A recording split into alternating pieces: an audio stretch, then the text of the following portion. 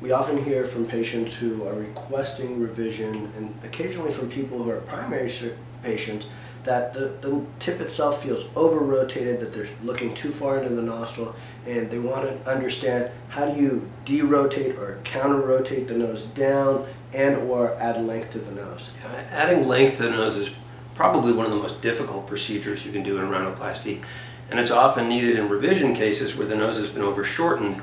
In those cases, there's often a lot of scar tissue that prevents stretch on the skin, and so it's one of the more challenging things that we deal with. The key thing is to understand is probably the limiting factors with counter rotation and lengthening of the nose are, one, the skin itself. You need to be able to get the skin envelope to wrap, so if you try to over lengthen or push too far, then you can cause some real damage and real problems to the nose. Is that to really be able to achieve length that stays long term, you need real strength.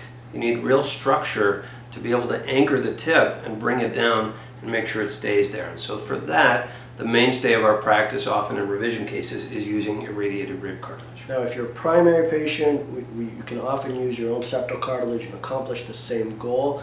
But along all of this, it's really a question of how far will that skin push forward? Can we remove some of that scar tissue that would otherwise tether the skin back and not allow the forward movement?